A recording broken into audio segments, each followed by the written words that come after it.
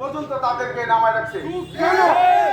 আজকে আজকে আমাদের যারা সকল আমরা আছি, আপনাদের সাংবাদিক ভাইদের প্রতি আমি দৃষ্টি আকর্ষণ করব। আমাদের প্রত্যেকটি আন্দোলন আজকের কর্মবিরতির মূল উদ্দেশ্য হচ্ছে আমরা কোনো বৈষম্যের মধ্যে থাকতে চাই না। আমরা বৈষম্য আরবি যখন তখন যা ইচ্ছা করে, আরবির একটা কথায় সমিতির নীতিমালা হিসেবে দাঁড়ায়। এটা কি একটা কর্মকর্তা যা বলবে আমরা তাই শুনবো, এটা ঠিক, এটা হতে পারে না।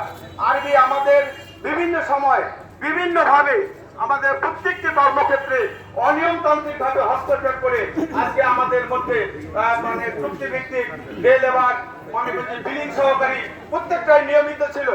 আজকে কি অপরাধ করছে, কোন আইনের ধারায় তারা নিজের ইচ্ছা মতো বোর্ডে বসে আইনের ধারা উপধারা বিভিন্ন যুক্ত করে আমাদের সমিতির বিভিন্ন কর্মচারীদের মধ্যে বিভেদ তথা চুক্তিভিত্তিক ডেলিভার বিভিন্ন ভাবে মানে আমাদেরকে পরিচালিত করতেছে।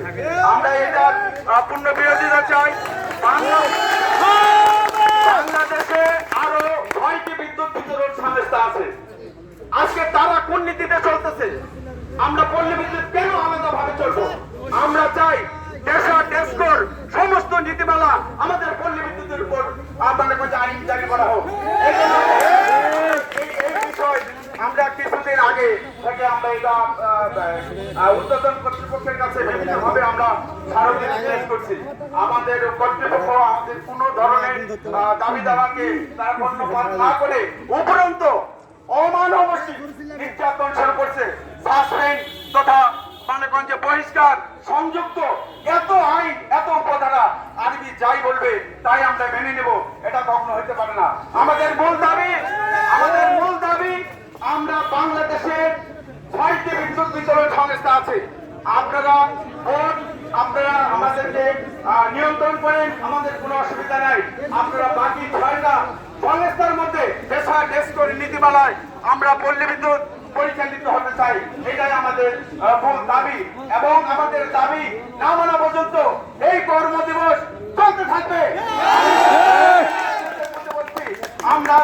আমরা অভিন্ন সার্ভিস কোড আপনারা বিবেচনা করেন কিভাবে আমাদেরকে আপনারা পরিচালিত করবেন।